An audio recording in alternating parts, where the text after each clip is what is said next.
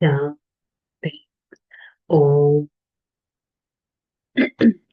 शांति। ओम शांति। ఓం శాంతి. నేను ఆత్మ సౌభాగ్యశాలిని. ప్రియమైన పరమాత్మకి శ్రేష్టమైన పిల్లవాడిని. సతో ప్రధాన ఆత్మను. నేను ఆత్మ సదా పరమాత్మ శ్రీమతం పైన నడుస్తూ నా ఈ శ్రేష్టాతి శ్రేష్టమైన జీవితాన్ని గుర్తుపెట్టుకొని సదా సౌభాగ్యశాలి స్థితిలో ఉంటూ పరమాత్మ స్మృతిలో ఉంటూ ఈ క్షణం ఈ జ్ఞాన మురళిని వింటున్నట్టు అనుభవం చేసుకుంటాను. ఓం శాంతి. ఓం శాంతి. మురళి డేట్ 15/11/2025. ఈరోజుటి హెడ్డింగ్ मीठे बच्चे अपना कैरेक्टर्स सुधारने के लिए याद की यात्रा में रहना है. बाबा की याद ही तुम्हें सदा सौभाग्यशाली बनेगा. మధురమైన పిల్లలు, మీ క్యారెక్టర్, మీ స్వభావం, మీ క్యారెక్టర్ని తీర్చిదిద్దుకోవడానికి స్మృతి యాత్రలో ఉండండి. పరమాత్మ స్మృతిలో ఉంటూ నేను సౌభాగ్యశాలి ఆత్మ అనే స్థితిని మెయింటైన్ చేయండి. నేను సౌభాగ్యశాలి ఆత్మను అనే స్థితిని మెయింటైన్ చేయాలి.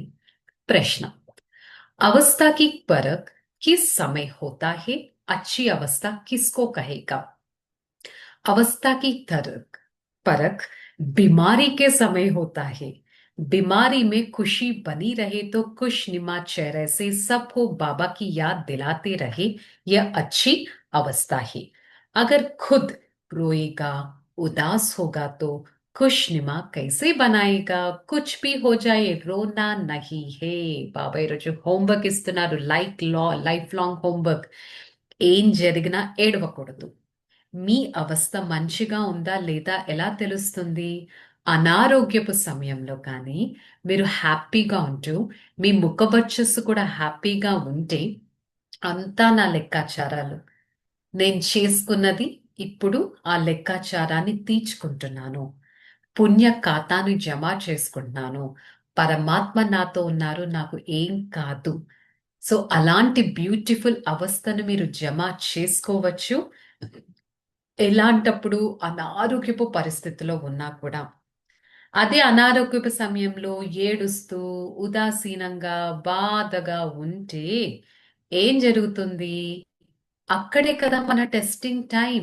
అంతా నార్మల్ గా ఉంటే మంచిగా ఉంటారు అని అంటుంటారు. సో అందుకని ఏం జరిగినా ఏడవకండి. ఏం జరిగినా ఏడవకూడదు. 1000 భుజాల పరమాత్మ మనతో ఉన్నారంటే మనకి ఇంకేం కావాలి? ఏం జరిగినా ఏడవకండి. మరి ఓం శాంతి. 2 अक्षर हो गया.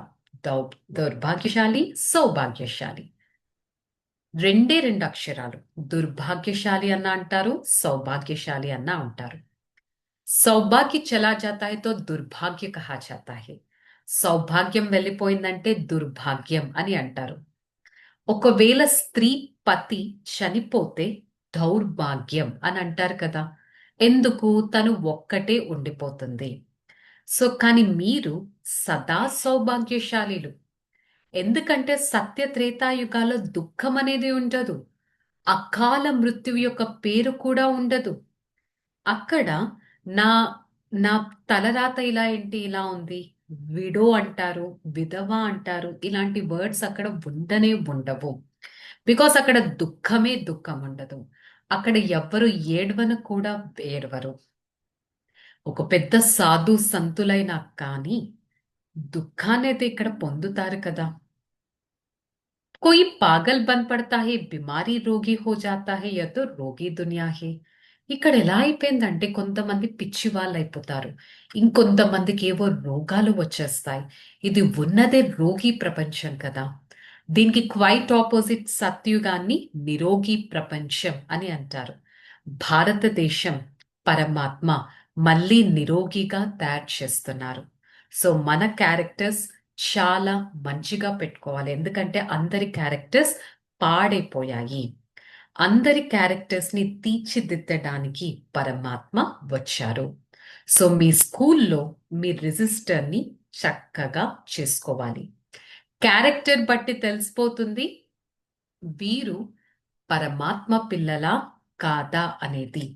బాబా చెప్తున్నారు మీ క్యారెక్టర్ సన్ షోస్ ఫాదర్ అంటారు. మీరు మీ బిహేవియర్ ద్వారా పరమాత్మని మీరు షోకేస్ అనేది చేయొచ్చు. హమ్ కోయి భూల్ తో నహీ కర్తే హే. చెక్ చేసుకోండి క్యారెక్టర్ ని. నేను ఎలాంటి పొరపాటైతే చెయ్యట్లేదు కదా. మన ఆయుష్ కానీ మంచిగా ఎప్పుడుంటుంది, పరమాత్మ స్మృతిలో ఉంటుంది. అంటే అలాంటి లైఫ్ ని మనం క్రియేట్ చేసుకోగలం. సో ఇక్కడ మన క్యారెక్టర్స్ ని బాగుపరుచుకుంటే 84 జన్మల చక్రం అంతా చక్కగా అయిపోతుంది. इस पर ही समझाना है विष्णु और ब्रह्मा शंकर के तो कैरेक्टर नहीं कहेगा. तुम बच्चे जानते ब्रह्मा विष्णु आपस का कनेक्शन क्या है. మరి బ్రహ్మ విష్ణువు యొక్క కనెక్షన్ ఏంటి అనే విషయం మీరు చెప్పచ్చు. శంకరుడి గురించి మీరు చెప్పలేరు. బికాస్ శంకరుడు అంటే ఏంటి, ఒక క్రియేషన్, అదొక డిస్క్రిప్షన్, అదొక క్యారెక్టర్ కాదు. సో ఇక్కడ బ్రహ్మ విష్ణు గురించి మీరు చెప్పచ్చు. విష్ణువు కూడా 2 రూపాలు, లక్ష్మి నారాయణ్. వాళ్ళే 84 జన్మలు తీసుకుంటారు. పూజ్యుల నుంచి పూజారులుగా అవుతారు. అంటే ఒకప్పుడు ఎవ్వరికి నమస్కరించేవారు కాదు, వారే పూజారులుగా అయిపోతారు.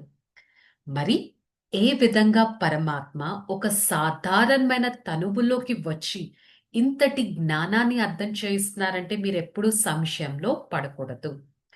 బ్రహ్మ పతిత పావనుడు కాదు, పరమాత్మ పతిత పావనుడు. బ్రహ్మ ఎవరిని పతితులను పావనంగా చేయలేరు, అది పరమాత్మ పని. మరి कोई तो लेते होगा जो पहले पहले आते हैं उसको 84 జన్మ होगा. ఎవరైతే మొట్టమొదట సత్యుగం నుంచి ఉంటారో వారు 84 జన్మలు తీసుకుంటారు. మనుషులకి ఈ రహస్యం గురించి తెలియనే తెలియదు. అసలు 84 జన్మలు ఎలా తీసుకుంటారనే విషయం కూడా తెలియదు. అనేస్తారు మనిషి ఆత్మ 84 లక్షల జన్మలు తీసుకుంటుంది అని ఈ విధంగా అనేస్తూ ఉంటారు. 84 జన్మలు తీసుకుంటారనేది ఇప్పుడు మనం తెలుసుకున్నాం. इसमें भी नंबर 1 की याद है. सारा मदार पढ़ाई और याद पर है. మొత్తం మన క్యారెక్టర్ ని సరిగ్గా చేసుకోవాలంటే ఆధారం అంతా పరమాత్మ చెప్పే మురళి పైన, పరమాత్మ స్మృతి పైనే ఉంది. మురళి కంటే స్మృతి ఇంకా వేగవంతమైనది, దాని ప్రభావం పడుతుంది. సో ఉత్తమం, మధ్యమం, కనిష్ట ఈ విధంగా సబ్జెక్ట్స్ ఉన్నాయి కదా. మరి ముఖ్యమైనది పరమాత్మ స్మృతి ఉత్తమమైనది. పరమాత్మ స్మృతి సంపూర్ణ నిర్వికారిగా చేస్తుంది. పరమాత్మ స్మృతి విజయమాలలోని మణిపూసగా చేస్తుంది. నేను ఎంత సమయం రోజంతా పరమాత్మని స్మృతి చేస్తున్నాను, నా క్యారెక్టర్ ఎలా ఉంది, నేను ఎప్పుడు ఏడవట్లేదు కదా, ఏడిచే అలవాటైతే నాకు లేదు కదా అనేది చెక్ చేసుకోవాలి.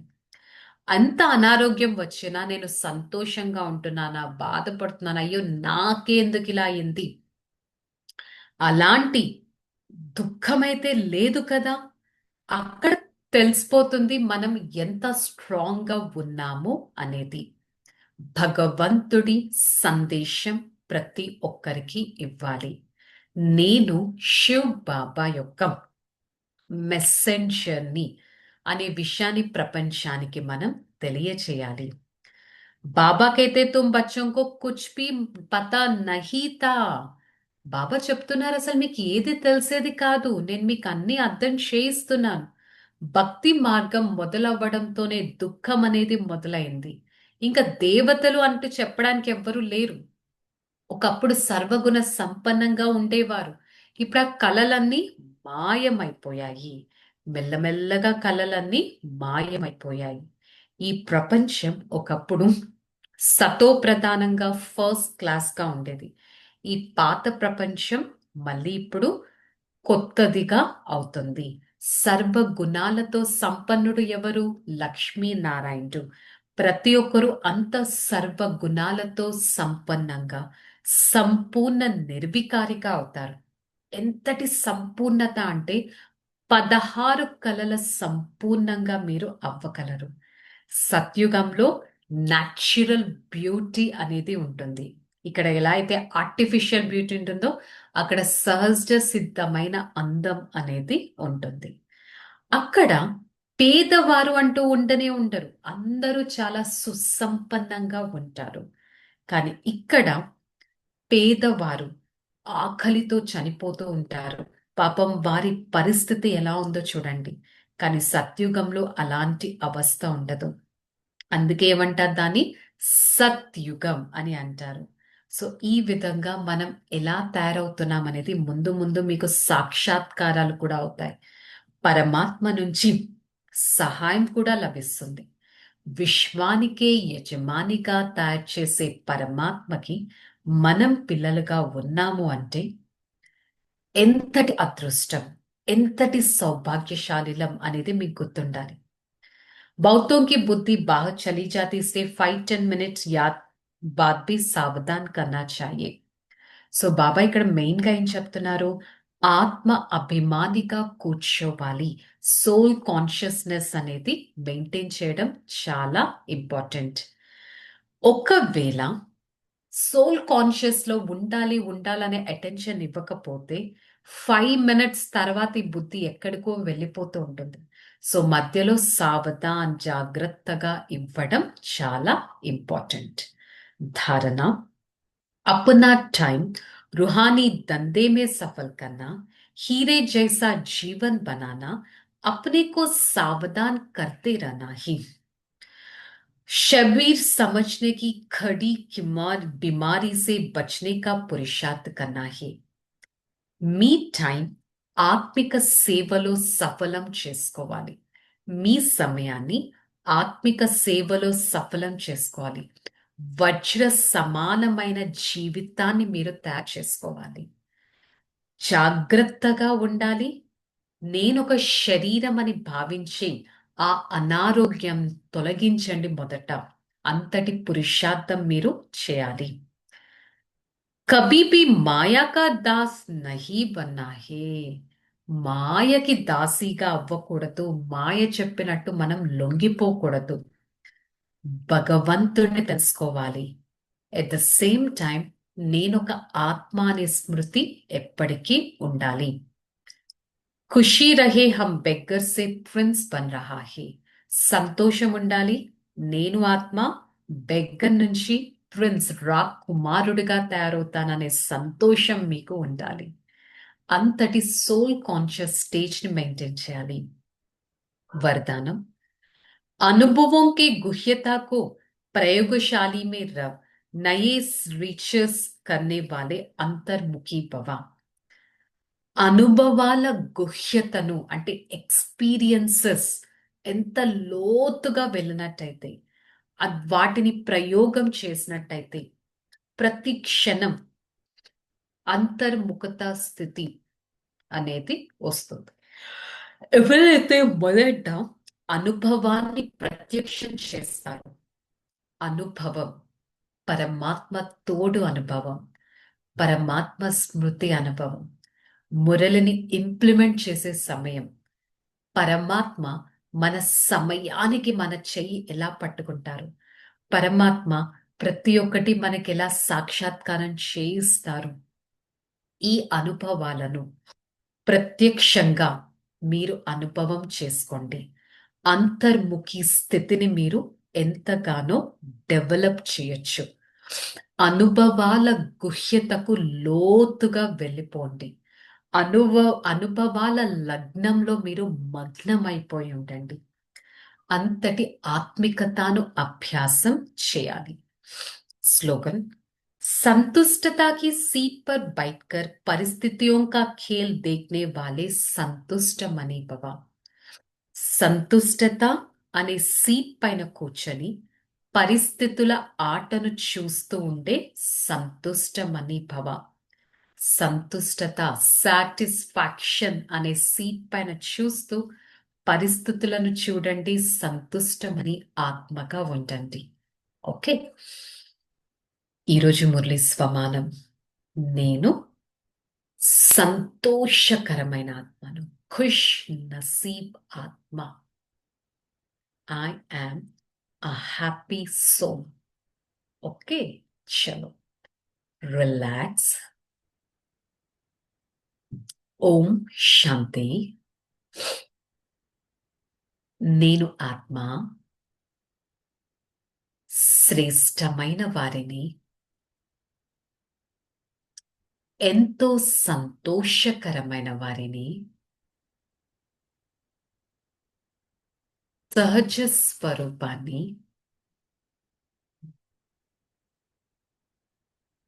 మైన ఆత్మను సదా నా ఆత్మికత స్థితిలో ఉంటూ నా ప్రతి క్షణాన్ని శ్రేష్టంగా తయారు చేసుకుంటాను. నేను ఆత్మ ఉన్నతమైన వారిని, యోగిని, ప్రయోగి ఆత్మను సదా పరమాత్మ స్మృతిలో ఉంటూ సేవా ఛాన్స్ని తీసుకుంటూ సౌభాగ్యశాలి ఆత్మగా ఉంటాను. I, the soul, a happy being, I always try to experience the treasures of happiness. Happiness is my birthright. I experience the sparkle of happiness on my face because my Father, my protector, is with me. He shows me a path to create a beautiful future. I try to follow the path of my Father and experience the miracle of Father's path. Hey Father, thank you so much for making me such a lucky soul. I always try to remember my luck and experience the beauty of the Father's relation and try to showcase his path through the seva I does. Om Shanti. Shanti. Shanti. I, the soul, experience the vibrations of happiness from the Supreme Father. Spread such vibrations to every part of this body and be a detached and a loving being. Om Shanti.